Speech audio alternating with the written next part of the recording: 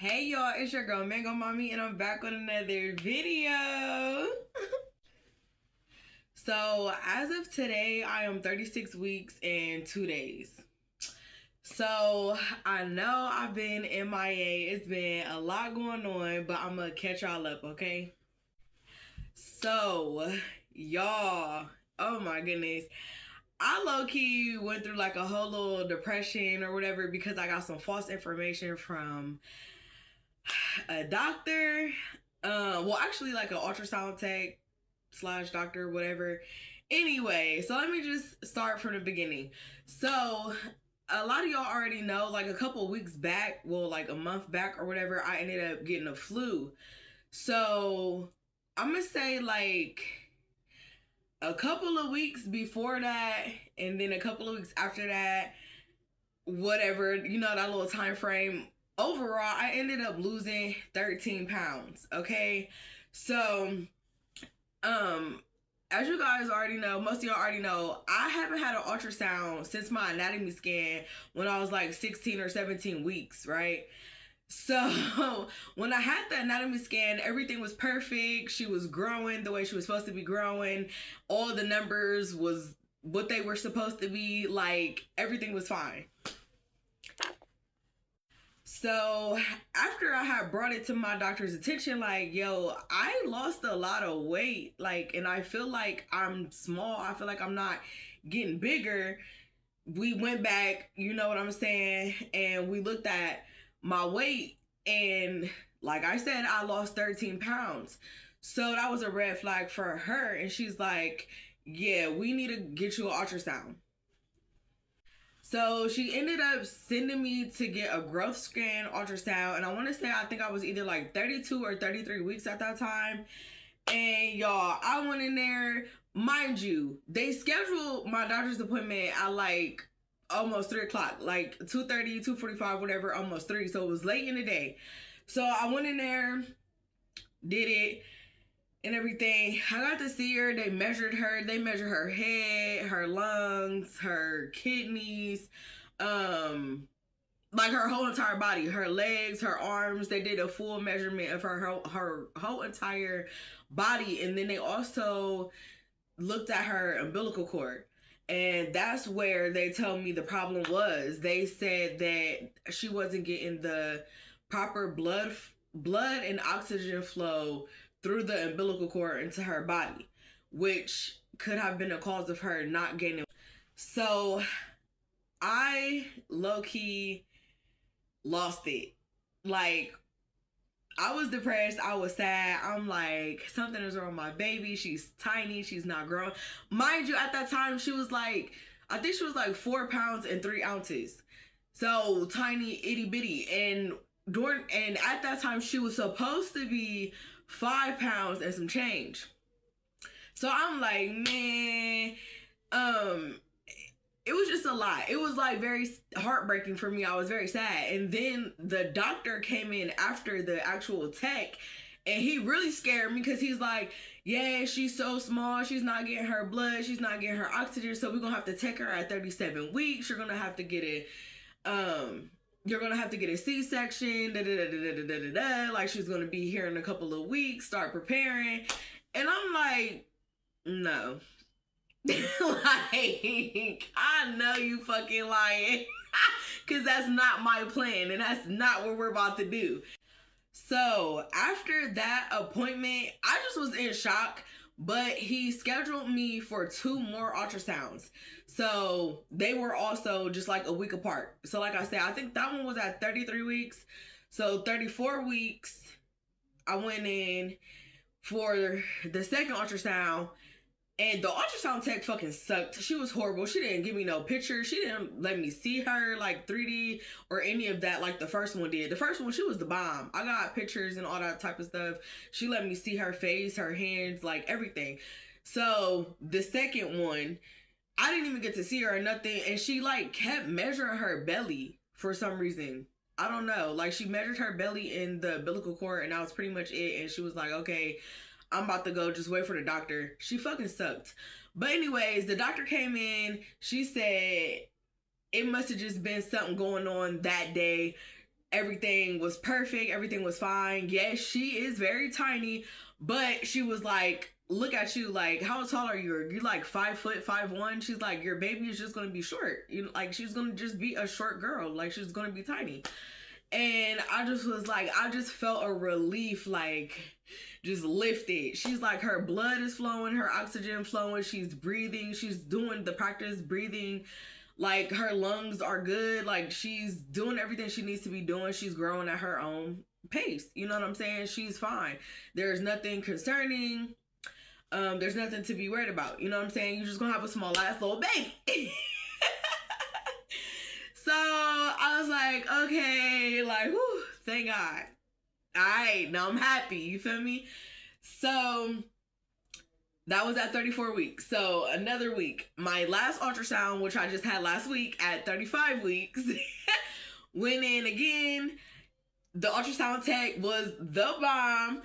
Once again, she measured all of her. She measured her head, her belly. She checked her lungs, her liver, kidneys, legs, arms, belly, everything. She checked everything. She checked the umbilical cord, my placenta, everything. She let me see her. She printed me out pictures, all that good stuff.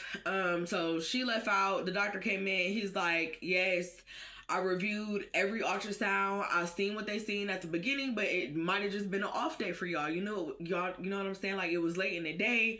Whatever the case may be, it might have just been the way she was positioned. She moves around a lot. So they could have just got that off reading and just went off that and just, yeah, went crazy with it, like for no reason. So, yes. So, everything is good. She's good. She's healthy. She's doing her practice breathing. She moves and flips around all day, all night. She did gain 10 ounces. So, and I'm probably sure she gained more since then to now. But at that time, a week ago, she was 4 pounds and 13 ounces. So now she should be like 5 pounds. She should be like 5 pounds, okay? Because your girl been eating. I've been eating. I've been eating so she can eat, you feel me? Get them gains up. So after the good news, they did have me go in and see a doctor. What was she, like a delivery doctor or whatever? I had to go, talk to her because I'm going to have a natural birth like I want. I didn't get what I wanted the first time with my son. I didn't get nothing I wanted, literally like nothing at all. So this time I'm going to get what I want. Okay, if not everything I want, then like 90% of what I want. So I had to go and talk to the woman from the labor and delivery team. And she just told me like, all the information I needed to know as far as giving a natural birth after a... So like I said before, I have a son, he's 7 years old, and I had to have a emergency C-section, which I probably didn't even need to have, but they get more money for that. And they push that on a lot of women when they don't really need it. I was young. I was 23, my first baby. I had no experience, no knowledge. Well, I don't want to say no knowledge because I literally like studied my whole entire pregnancy trying to prepare myself and teach myself everything I felt like I should have known.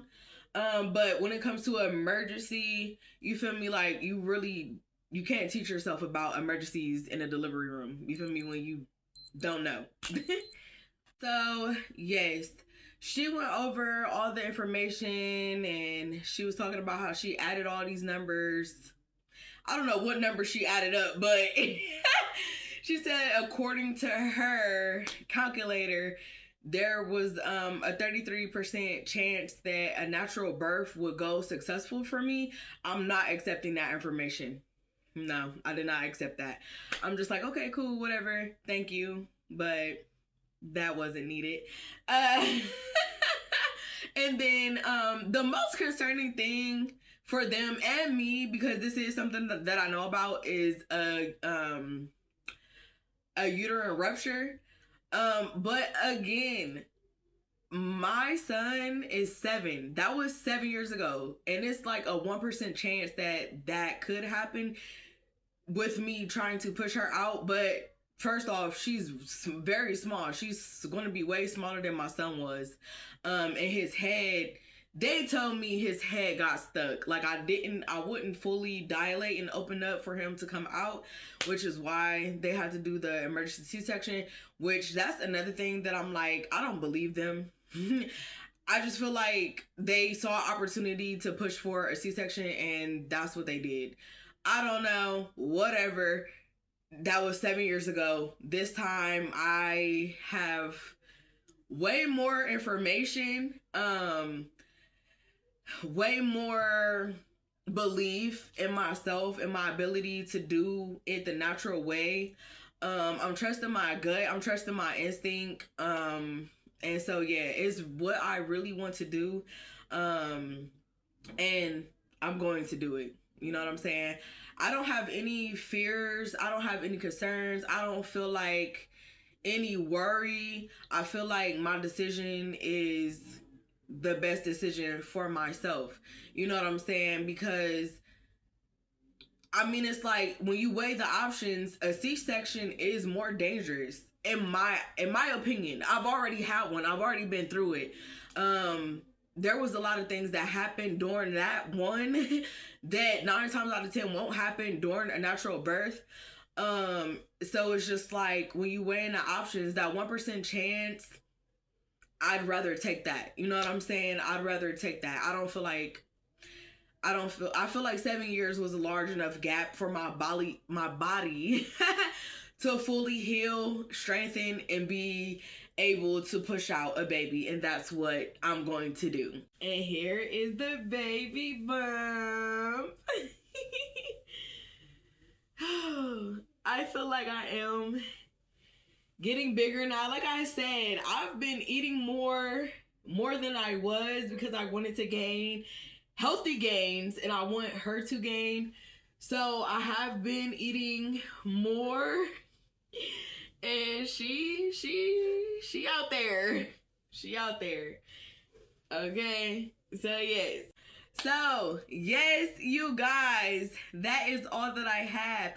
Oh, hold on. Rewind. I didn't tell y'all how I've been feeling. I forgot that part. So these last 4 weeks have just been painful. You hear me? Painful, okay? Because she's growing. I'm growing. These are growing. My back been on 1,000, okay? Which you guys already know. I've been having back pain, but when I say like bad, I'm talking like a 10 on a 1 to 10 schedule, a 12. Like not even a 10, like a 12. So yes, I've been having severe lower back pain. And I've also been having like cramps and pain in my butt, like my butt cheeks muscles or something. I don't know what it is. I guess at this point, like I said, I'm 36 weeks, so the Braxton Hicks, I guess they're kicking in. I really don't feel like, to me, I don't feel like I'm having contractions. Like I felt contractions with my son and it don't feel like that. It just feels like my muscles are just like tightening up a lot and then just relaxing, tightening up. It feels like a Charlie horse, like as far as like my hips and my butt cheeks. My back is just like a nonstop pain. Like it does not go away. It's just like a nonstop pain in my lower back. What else? Honestly, that's it. I haven't been having any other symptoms besides, I feel like, you know, these are like starting to fill up. I have like some leakage, but it's just like clear fluid. It's not breast milk. And like, you know, soreness and tingling. But outside of that, like I have no other symptoms. Like everything is going good, to be honest. So yes, now that is it, okay? And I also started packing our hospital bags, which I'm gonna do another video on that. They are literally sitting right here, like packed and ready to go. But I am going to show y'all what I'm packing with me. Like I said before, with my son, I was unprepared. He came on his due date, like I knew he was coming, but I didn't take anything with me. Like I just took my body and him, went to the hospital, had him, and came home. I didn't I didn't pack anything. I didn't take anything special. I didn't take anything for him. Like, so yes, this time around, I have my hospital bags packed. I have just a little, you feel me? I have a couple of outfits for her picked out, some blankets, a blanket for her, a blanket for me, and then like toiletries and stuff like that. But yes, I'm going to make a whole separate video for that real soon. All right, I love y'all. Catch y'all on the next one.